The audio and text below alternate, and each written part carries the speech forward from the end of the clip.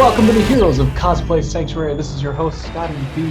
Friends, my next guest finds her passion for expression in many, many ways, from art to comedy, drama, dance, and with the written word. Each piece tells a story that entertains, amazes, dazzles, and in many ways inspires. In a word, she brings joy to the cosplay community and is nothing short of phenomenal. Please welcome poet, artist, photographer, and cosplayer Bethany Joy Ful to the show. Hello. Bethany, welcome. So good to have you on. Thank you so much for having me. That was such an introduction. I do my best. Really just amazed and blown away in many just respects to all of the content that you create and also to your art. Just some really, really high impact and amazing pieces that you have put together in what I would consider a short amount of time. I would love to just get started with your origins in cosplay and art, and really just start to get into all the amazing things that you do. Well, okay, starting off with cosplay. Ever since I was a kid, I grew up with 10 siblings Oh, who wow. all, yeah, 10 siblings. And we all really liked making home videos, but not like just like recording at birthdays or anything like that. Like we loved making, like we would write scripts and we would do a whole production. And one of our favorite things was writing superhero movies. And we loved making DC and Marvel actually mash up together in different movies. So we created the multiverse first, just saying. But yeah. So but we would get costumes either from like garage sales or Party City, depending on, you know, which one we were able to access. Mhm. And so ever since I was about, I would say 10 years old, I had a Spider-Man suit with the very loose Velcro in the back that held it all together. And I played Mary Jane as Spider-Man before knowing that that in certain comments, she actually had those abilities.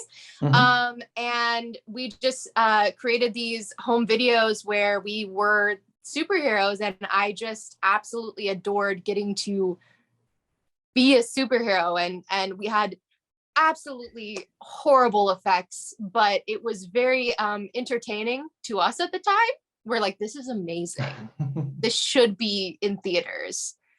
I have to find it at some point and post them online. Honestly, I found a few clips of them, but so ever since then, I've just loved dressing up and being able to embody superheroes. And it's like, okay, yeah, everyone does that when they're a kid. But then probably when I was about 19 years old, I went to my first con.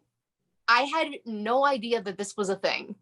I was very sheltered, homeschooled for the longest time. And one of my sisters was like, oh, I found out that some actors from Once Upon a Time are going to be at this event. And I was like, really? That you can just meet the actors? That's insane. Mhm.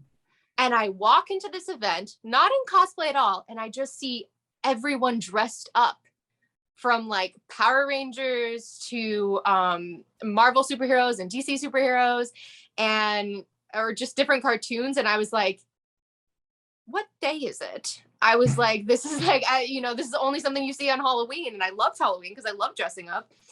But it was so amazing to me that there was just people dressing up as the heroes that they loved to be, heroes or villains. And that they were just in this wonderful little community. And I was like, when are there more of these?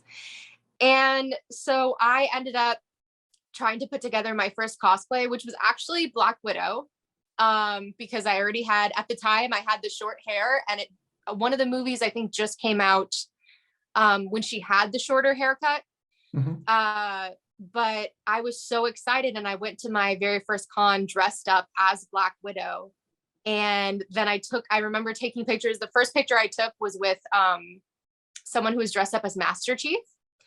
And I was just like, that's insane. And they built it, and it was crazy to me. And ever since then, like, I started going to cons, not as frequently at the time, but then I lost touch of it for a little bit.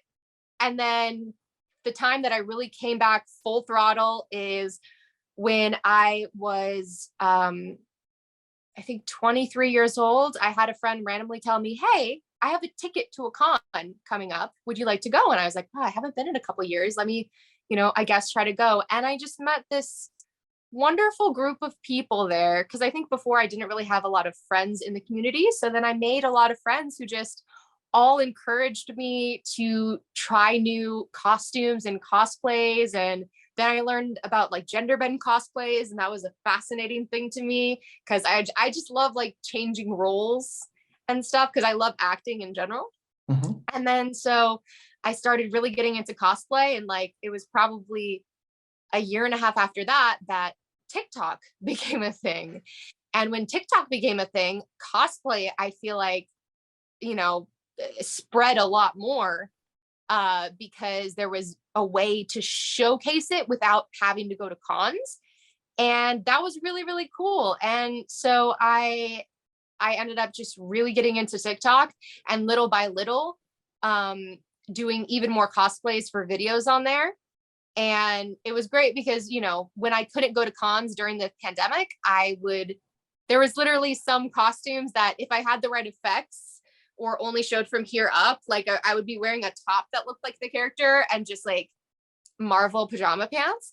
And it worked out great for the videos because I was like, I'm not able to get this full costume, but I've just fallen in love with it ever since then. And I have met some amazing people that have just really inspired me and have been so welcoming and encouraging. And I've gotten to the point that now I started making a couple of my own cosplays, like, because I didn't do that before. So I've had friends help me sew, and I made my first Kita cosplay, which is a character that I couldn't really find online to buy. So it worked out very, very well that I was able to purchase it. So that I was able to make it instead of purchase it, because there was one online that you could purchase and it did not look good. It did not look like the character at all. And I was like, dang, you can't buy this anywhere. So yeah, so that's just been my road so far with cosplay. And now I've, gotten to meet a lot of photographers and people that I've been able to like grow in the community. And that's just been really awesome. And everyone's been pretty great. So that's an awesome experience. Well, I'm so glad that you have had such a positive experience and that you have added so much positivity to this space, and just that you've grown so much with it, and it has become a passion of yours. Really, you've created so many cosplays. I mean, your page is amazing. It always seems like you're working on something new and just like pushing yourself to do more. I do like that we share a little bit of an acting background. I've done a little bit of theater here and there, so yes, I could see only 10 years or so. So I'm still learning. Oh, same. But yeah, I mean, it's really great to find people that are as enthused about putting a character behind the cosplay as well, like really exploring what you can do with it and getting into TikTok and things like that. You've also done many collaborations. You've done, I think, just to name a couple, Powerpuff Girls, Kim Possible, there's so many. You're also familiar with our co-host here on the show, Astrovoid Cosplay. And love her. she's out at a con at the moment. Actually, when folks were recording this, she's actually out at a con, so wasn't able to be here today for the show. But one of my favorites of yours is Belle from Beauty and the Beast. It was a show that I worked on. Actually, I was behind the scenes for that show, doing sets and things like that for community. But really would love to hear about like the ideation, like how ideas for collaborations come up for you, or what you look for when you're choosing your next cosplay. Random backstory about Belle, just because you mentioned that, that is one of my favorite cosplays, actually, just because since I was a little girl, like the ones that are very near and dear to my heart are the ones that ever since I was a kid, like I wanted to dress up and be that person. And she was such a strong Disney princess. And I was like, wow, she has some like, she doesn't let people push her around. I love this. And she looks amazing in yellow. So I'm obsessed with yellow. this works out great. And I was on live one day and I was just talking about how much I adored the character, and I started going on a rant because I got the casual version of her with the blue. And I was just like, yeah, like my dream one day is to be in the yellow dress and just like spin around or walk through a field. And one of my friends was watching the live, and they texted me and they're like, okay. And I was like, what are you talking about? And he's like, oh, I purchased the bell dress for you on your wish list and it should be there within a month. And I was like, stop, Wow. stop. And it arrived right before my birthday. And then I was able to wear it to my first con, which was shortly after my birthday. And I felt like a princess, and it was spectacular. And to be able to embody a character that I just adored so much just was surreal. But when it comes to the collaborations, was that the question? Yes. Okay. Just like do you find yourself reaching out to people, or is it like is it there when you start making the cosplay where you're like, this is going to be a really good one, and I'm going to want to reach out to people about like getting them involved too? What's funny is there's certain characters that I have that I even will dress up as the corresponding character and duet myself. But usually when I start off with a character, and TikTok has actually been one of the biggest parts for me to meet new cosplayers, because when I dress up in a cosplay, the first thing I do is I make sure I have a bunch of sounds like ready to go. And I actually have files with all the different sounds of like, this is good villain sounds, this is good hero sounds, this is good like cutesy sounds or whatever. And then I'll search automatically for if there's a corresponding person. Like if I was dressing up as Kim Possible, I would search Shigo cosplay on TikTok, and then I would see all the people who did Shigo videos and see if there was any of them that I could duet. And on TikTok, it's such an amazing thing because there's some people who are like, huge creators that you can just duet the video, which feels like, I can collaborate with a person who otherwise I might not ever have been able to personally interact with. But it turns out that there was some people that actually messaged me back and they were like, oh my God, I love this. And I was like, really? Like, okay, thank you. And then that's how I met, I forgot what, I feel like I duetted one video, I believe as Mary Jane to Seattle Beauty's Black Cat or something. But I know I duetted Seattle Beauty, and then she just responded, and I was like, and she was such a big creator, and I was only like a couple thousand, I think, at that point. And she was just so sweet, which was lovely. And she's so nice. She's the sweetest. And then we ended up communicating and messaging about life and acting and different things. And then we ended up getting to physically meet in person, which was such a crazy experience because you message someone online for the longest time.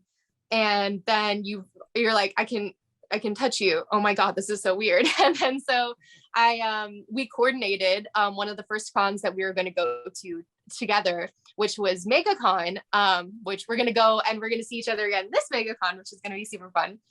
And but yeah, so we coordinated to do Kim and Shigo, and it was hilarious because I mean, she has black hair and I have red hair. So, but she did Kim Possible and I did Shigo. And then and I was like, cause she's like, oh my God, I really want to do Kim. And I was like, sure. Yeah, I have both of them. So I can do whichever one, I was like, just one of them, I have to wear a wig, but I love personally playing villains. So I didn't mind that at all. And then, so at the end of the day, she's like, oh, this wig is annoying me. She's like, I just realized we could have done the opposite. And I was like, oh, crazy. But it's so funny. At one point, I would love to do the opposite and her do Shigo and me do Kim one day. But yeah, so that's how I met her, and we've done collabs in photography and a bunch of different TikToks, like when we can't physically be in the same city, to do them just online, which is another great thing to keep in communication with people that like, hey, I can't physically be in the same place with you, but I can duet a video of yours, which is awesome. So she was one of the people that I met. And then there's a whole handful of people that I literally met 2019 in July at SuperCon, which was a city nearby me. And they were all just in a group of people, and I met them all like at the same time, and they were just wonderful. And I ended up meeting my now boyfriend actually as well. He was in that group of people, and I just was introduced to them. So I friends with now Epira cosplay, and I've gotten to do some stuff with her. I am Kitty cosplay, which is like, she's now one of my best friends. She lives like 30 minutes away from me, so it works out Oh, very, nice. very well. Yeah, so I've been doing nonstop collaborations with her, and then I met Erica cosplay as well, which she was already friends with the I Am Kitty cosplay, and so we all got a collab in the Powerpuff Girls, which was such a fun experience. And then we all got a dude to be our rowdy rough boy, so that was really fun. Because some of them didn't always like do cosplay, because one of them was the boyfriend of I Am Kitty, and he's like, I don't really get to do cosplay, so this is really fun because I love the rowdy rough boys. So that was really fun. And I'm trying to think of some of the other collaborations that I've done. No, they're fantastic. I mean, they turned out so well, just very well coordinated.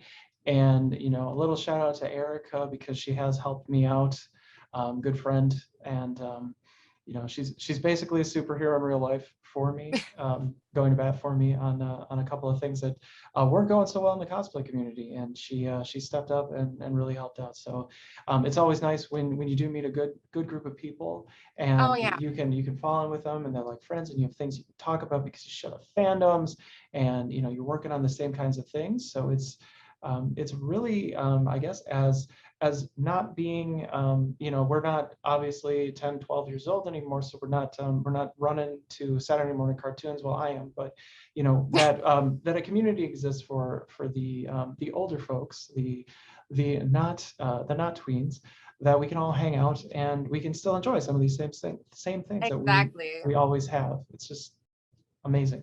It's to great find because people like who do.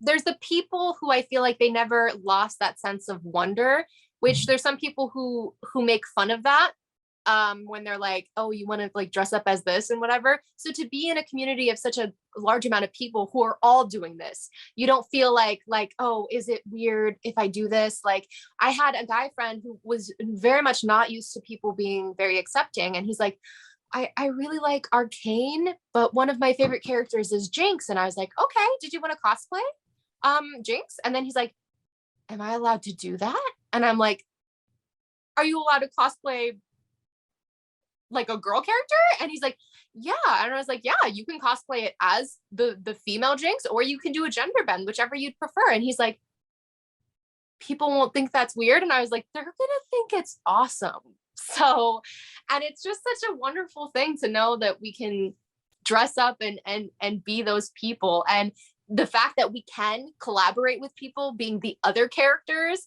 to be like, oh my God, I've always wanted to be Shigo, and now I can cosplay with someone who's going to be Compossible, and we can do videos, and it's amazing. One thing that I would like to mention, as far as collaborations and just many of the projects that you've worked on, you had a recent shoot with Jerry Alexander Photo at Holmat. Would like to talk about that a little bit. You mentioned that the shoot actually came out a little better than you thought it would. That he really did, and he nailed the lighting. And Holmat has so many. I haven't been there in a couple of years, but just has so many really great places to take photos. There's just so many backgrounds and things, and you have so much contrast. I know the pink. It's kind of it's hard to describe. It's very pink. And Yeah, it's very iconic. They have just fun lighting, and it's almost like a greenery or something. I don't know if they have plants in there. Never actually walked in it, but that and just like all the rocks. I think they have plants in there because it's I believe it's a greenhouse, if I'm not mistaken. No, you're right. I think yes, it is a greenhouse. But would you like to talk about working with Jerry Alexander Photo and just how all of that might have gone? Yeah, absolutely. It was fantastic because I had actually had trouble with DMs for a while, not because I was getting weird DMs, surprisingly, but it showed like 4 DMs that I had within like a several month period. And I was like, oh, that's fine. I mean, like, I'm not like, what? Why am I not getting more DMs? But I fixed it one day. And when I refreshed it, it turned out he had DM'd me like months ago. before I did that, and I was like, oh my God, I feel so bad, because I try to respond to people as soon as I'm able to. And then he asked me if I wanted to collaborate at Hallmat, and I had never met him or really heard about his page. But he was just being so polite and very professional in the messaging. And I was like, I love to meet new photographers and get to work with them. And I did check out his page a little bit, and I was like, wow, this is amazing stuff. So we, in the terrible reception at different areas of Hallmat, finally were able to like, okay, I'm here now. It's like, okay, my phone was dead when we were here, but then we finally got to the place. And I think one of his biggest strengths, other than just being a purely amazing photographer, is he really is genuinely amazing with working with the lighting, the natural lighting that's around us. I just actually posted a picture which was like a silhouette lighting. And that was literally, we were at Disney Springs, and it was near the Coca-Cola building. So they had like red light for the Coca-Cola building, and he's like, stand there. And I was like, okay. And he's like, look up. And then it just looked like this amazing red silhouette. And it wasn't like a bunch of editing things. And I'm sure, you know, obviously he edited it some, but like just the raw photo itself turned out amazing. And so the fact that we were able to get that amazing background for my 02, which just goes so much with her cosplay, like, you know, I got introduced to him, and he's like, oh, let's go over here. And he was just very much, I really appreciated that he definitely respected my time, but also if I wanted to try to do a little bit more, like, oh, I had a great idea, he's like, absolutely, let's go for it. And he was just really great to work with, of collaboration, and like, hey, what do you think about this pose? Because I'm very much, I love constructive criticism. If someone's going to be like, hey, that pose, it would look great if you moved your leg slightly here, because I know that the photographer can see things that I don't. And so it was just amazing. He was telling me like, okay, move your shoulder slightly this way. And then it just changed like a two-dimensional photo to a three-dimensional photo in one tiny movement. And he was just absolutely wonderful. And he was very few words, but they were very, very precise whenever he would communicate. It wasn't like a lot of like extra like random stuff. But yeah, it was really, really great. And just to know that he reached out to me, it's still very weird when photographers reach out to me and they're like, hey, I would love to work with you. And I was like, really? Like, that's so cool. I'm like, that's awesome. I had one of my best friends say, yeah, I was working with a photographer, and he said, I really want to work with Bethany Joy Ful. And I was like, he knows who I am? That's so cool. And he's like, yeah, but he was like nervous about, you know, reaching out to you. And I was like, tell him to just message me. I'll be like, that's fine. That's awesome. And so yeah, so that's, you know, what happened with Jerry. And then he just got the photos back to me in such a great amount of time, which, you know, if it took a while, I understand that in certain aspects, especially when it's Hallmat. So he probably was filming with a bunch of different people, and, you know, it takes a second to get through to, you know, sending the pictures back. But he was so speedy and when he got the pictures back to me, and just very communicative. And he sent it on like, it was a very easy way to like download the pictures, which was great. And yeah, it was fabulous to work with him. And I was so excited that I was literally just going to be passing by Orlando on my way to Gainesville. And he was like, hey, does anyone want to do a photo shoot? And I was like, oh, you know, I'd love to if we were in the same area. And then he's like, yeah. And I was like, where do you live again? And he's like, oh, I live in like this area. And I was like, I'm going to be driving right by there actually. And he's like, let's do it. There you go. And then so that was just super, super fun. And we just walked around Disney Springs and found a bunch of cool natural like lighting areas that just worked very well. And you know, it was fun to do a casual shoot, because every now and again it's nice to do like out of cosplay shoots, because I love modeling in either way. It's fun either way to do that. So yeah, it was absolutely a pleasure working with him. And I always try to, as much as possible, share when I have a positive experience with a photographer, because as a woman in cosplay, it can be very difficult because you don't know. And sometimes you feel anxiety, especially when you're working with like a male photographer, you feel anxiety of like, okay, I just want to make sure that, you know, I am safe. And like, cause there are, you know, creeps out there in some ways that is like, oh, I'm going to do photography so that I can photograph pretty girls and whatever. But so far I haven't had, too many like rough experiences. I've just, and the ones that have been purely amazing, purely professional, communicative photographers who know how to cheer you on when you're doing a good pose or give you suggestions if you need them. Unfortunately, are some negative experiences with photography in cosplay, and yes, just for that reason, which is unfortunate that that they do that, because really it's about art and it's about being creative and it's about capturing a moment and learning what the heck your camera does. So especially we just got a new one, so we're like, oh, what does this do? The manual's 400 pages long. Oh so my God. that's exciting. And I'm sure it's really all just very page turning information too, to try and figure all of that out. But that's really what it's all about. It's about getting those moments and really just creating something very cool and expressive and being just in that moment. You actually do some of that yourself, being into photography and also into art. Would love to talk about your artist page, where you do share your paintings and your photography. And I would say it goes a little bit beyond a hobby. It's actually very good. And you do have, you have your original art hanging on walls. You've done and created many right here behind us, this wonderful, wonderful piece. Would you be able to tell us about your inspirations and work as an artist? There's been a lot of things that I have used in order to express emotion.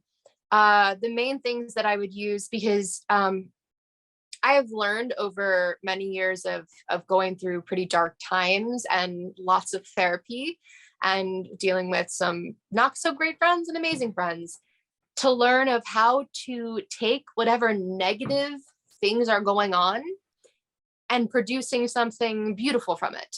Or on the other flip side, taking something positive that I feel and bringing out something visual from it. Because I am an extremely visual person. And whether it's visual or whether it's like audio or anything like that, I love showcasing emotion. And I think one of the first things I started with was painting. Ever since I was a kid, like there would be times that some people would be journaling and I would just be doing paintings of emotion. And I never really did, because there were some people who was like, oh, you should take certain art classes. And I was like, I don't paint like trees. I'm not very, I honestly, I can if I really like focus on it. But for me, art is like, the people who can do like amazing like landscapes that's awesome. But for me, I can't physically, like, I can't make a tree. I would like to put on a canvas what frustration looks like. I want someone to look at it and be like, this looks frustrating. Exactly. It's supposed to. And so there's a lot of times in my life that I've had really like depressing days, and I, instead of just being there and or crying and just sitting in the negative emotion, I'm like, I want to exhale this negative emotion and make something beautiful with it, and maybe even make something that could reach out to other people to know that they're not alone in feeling this. And so I would say some of my biggest paintings was from the darkest times in my life, was through breakups and family issues or friend issues, different things happening when I was going through depression or anxiety. And I just had so much emotion within me, and I exhaled it onto a canvas. And then a lot of my paintings also have poetry that goes with it. That is, so it's like, okay, you can visually see it and you can read this poem and kind of, it goes along within it. And that's something that means so much to me. And the thing that means the most to me is outside in my living room now has at least 12 paintings that I've done. And I love having guests over and then visually look at something and describe what it means to them. It's like, hey, I see this and I feel like this means, pain and loss. And someone else looks at it and they can be like, I feel like this means hope. And the amazing thing is that it can mean both. And that someone can look at something and be like, this is what it means to me. And I absolutely love sharing that with people, sharing something that was an emotion that I had and putting it on a canvas and having it be shared emotions with other people. I feel like there's a lot of people who feel like other people haven't gone through what they've gone through. And when they find out that some people have, it actually makes them feel less alone. And it makes them feel like it's like, hey, this person is actually, because now I'm like in a lot better mental space than I was years ago. And so to show people some of the paintings in my dark times and be like, and now I'm here. So, and then there've been some people who have told me like, it's inspiring to know that I might be able to get to that point as well if I just keep, pushing through. So that's been an amazing experience. And I've had my paintings in galleries. Actually, it's one gallery, sorry. It was a gallery near my house that is called the Brew House Gallery. So they have a bunch of tap beer, but they have a room that has about 12 different walls. It's like wall, wall, wall. Mm-hmm. And you can rent out the space on the wall and then show your paintings off and people can purchase them. And they have it for all local artists. And you purchase the area for like a few months and then you can sell the art for as much as you want. And 100% of it goes to you, which was great. I love that idea because then that means that it's like, okay, I'm renting a space to showcase it, but I can put whatever value I want on it. Mm-hmm. And that was a really, really cool experience because you do have to send the art in to the manager and have him look through it and be like, okay, I would like this on my wall. And so he approved it and that was just amazing. And I got to have that up there and, just hang out there sometimes. And I would like to also be there and just see the other art of some other people, which was just kind of cool experience. That's just amazing. Fantastic that you've created and also been able to showcase your work. I think that's just wonderful. I have read some of your poems. I would like to say to the listeners, I will read, if it's okay with Bethany, of course. Absolutely. I will actually read the Just Little Rain at the end of the show. So stay tuned if you want to hear me. If you want to hear my interpretation of Just Little Rain, I will be reading it at the end. I absolutely love sharing my poetry. It took me a while to get to a point where I was comfortable sharing it because at one point I was just like, what if I say it and people think the words are dumb? And I had this one friend tell me, okay, they're not their words. So it's like, but on the off chance, what if you read it and someone really resonates with it? And it's like, and if no one does, that's okay because it resonates with you. And I was like, you're right. And I read it for the first time in 2018 at an open mic poetry, shaking the entire time. And I just read this really long poem and I messed up. I lost where I was. And then I accidentally unscrolled. So I had to try to find in this huge paragraph where I was reading and I was shaking. I was like, oh my God, I'm messing up. And literally everyone in the audience started clapping. They're like, you got this, you got this. And I was like, okay. And then I continued reading it. And that was my biggest breakthrough in being able to share my poetry because my painting was already like, I was fine sharing that with people, but that was like very like extra personal because it's like physical words. And so when I got to that point and then I started reading it to other people and finding out how much it could mean to other people, I was like, wow, this is awesome. I'm so glad I, shared this. Yes, that one in particular spoke to me. I mean, they're all very, they're very, there's a lot of depth to everything that you're conveying.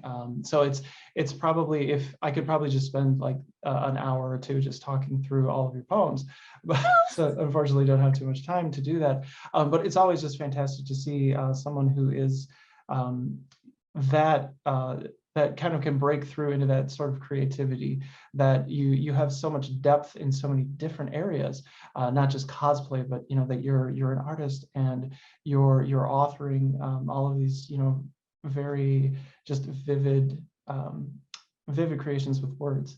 It's a lot to take in, I guess, when you see it's just so much more than simply getting into a cosplay, there's just a lot of depth and reaction and just a lot of things that are going on. So it's just Right. fantastic. And you also mentioned that it's okay not to be okay. You have a video on YouTube, on your YouTube channel, which we haven't actually mentioned yet, but Bethany does have a YouTube channel. The video itself touches on depression and anxiety, which is, overall just a brilliant video.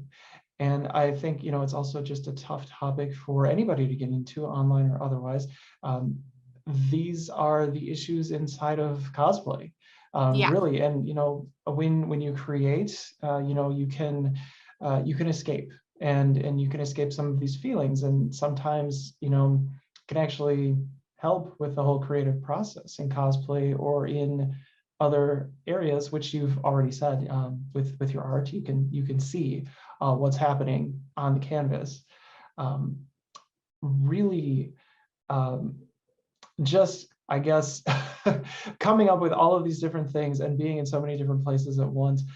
Do you ever, like, is YouTube really, like, is it a place where you want to be able to share and showcase some of these things, or is it kind of here and there when it hits you? I used to be on YouTube a bit more. There's actually several videos that are no longer on there that were quite cringy that I did when I was 14. At some point, maybe I'll just repost them, because I'm not like, they're cringy, but I completely laugh at them now. I'm like, oh, it's gonna get better, Bethany, don't worry.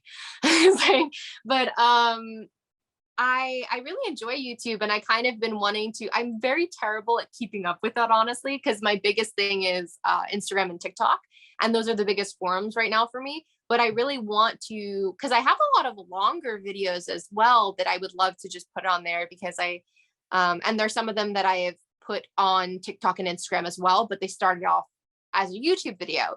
And I definitely want to do more about that, because I there's just such a variety that I want to be posting. And I feel like to do a compilation of some of the videos that I've done and then put it as a YouTube video, like, okay, here's all the Marvel stuff, or I don't know, so to have it in like a different place. Because the things that I want to post that are longer are usually certain skits, certain when I do stand-up comedy, and be able to post the full video on there. And I also like making just like random, like just mini music videos of different events that I've thrown or have been to. And or just like, videos of my friends and things like that. But or I really want to get into like blogging and talking about different experiences and things like that. And sometimes I do have to stop myself and be like, okay, let's write all this down. This is just so much. And, I've been able to, for the most part, balance it all. But sometimes I'm like, okay, I'll get to that eventually, because I just like, I'll get back to YouTube eventually, because I really want to put more on there. But because I'm so invested in TikTok and Instagram right now, it has not been on the top of my priority list, unfortunately, just because the forums that I have right now are pretty good with what I need to put out there. Like, I haven't had the need as much to do the longer videos that would require YouTube. So it's been working out very well recently, but I'll probably get back into that and dabble a bit more in it. As far as where cosplay fits in your creative process, is it a priority over art? And of the two, which would you rather create and spend more time with? Ooh, ending with that question. I see cosplay as art. I see that, especially when I'm doing characters. Like, I just did a Jinx character and I did art on me. I used my paintbrush, I used the paint that I have, and I did art on me. When I make myself look more like a character, I do makeup, and that's art. And so I feel like it all flows into one. I don't fully separate them. I don't see like, okay, I'm sitting down to paint, but I haven't had time to express myself in making a video, or I've been making a cosplay video, but I haven't had time to sit down and paint. For me, I only do those things when I'm or whenever I feel like my biggest accomplishments in either area. It's when I have just been filled with the inspiration to do it. I can't just sit down and be like, oh, do you want to sit down and paint right now? It's like, I can't just do that. What? It's like no one can just like throw me a ball and me catch it. It's like, oh, where did this come from? You know, I'm also terrible at hand-eye coordination sometimes. But it's the fact that there's days that I'm just like, I need to paint right now. I have to paint. That is what I need to do right now. And the emotion just comes out and then becomes something like that. And then there's the days that one day I got home from work. I had no intention of doing a Jinx cosplay that day. I had the blue wig and I was like, oh, I'll eventually do something with it. And then I randomly got home and I was like, I'm gonna make at least 50 videos of Jinx tonight. And then I didn't have videos set up or sound set up. I literally just was like, I know exactly what video I should use, like what sound I should use for this. And then I just randomly made a bunch of videos of Jinx and I did pictures and I started editing some of them as well. And it was amazing. And again, it was art to me. And I just felt so incredibly happy just being able to express myself in doing a bunch of Jinx videos. That is really the key. It's finding joy and happiness in what you create, because if it's not in you, if you're really just putting yourself through the motions and like, oh, I have to do these videos, I have to make this cosplay because I have to go to MegaCon, when it becomes a chore, then it's like a job, and exactly all of that creative energy is just gone. Thank you so much for being here, for sharing with us so much of those things that you do that light you up, and also just provide so much inspiration and thought-provoking, just everything surrounding all that you have created, and are just such a multi-talented person. Where can we find you and how can we support you online? I am on, like I've mentioned a couple times, I'm on Instagram, TikTok, and YouTube. And then I have just multiple pages on each of those. Mainly Instagram, I have several pages. I have my art and photography page, which is white_wall_potential. Mm-hmm. And then I have my Bethany_Joy Ful for just my regular page. And then I have my one more with poetry, which is with_the_morning.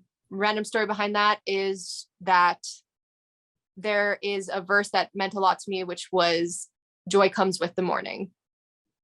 And that phrase worked out very well. So it's like knowing that, hey, you're in a rough time, but each morning is a new day. Each morning is a new chance for something great to happen. Just try it to take things day by day.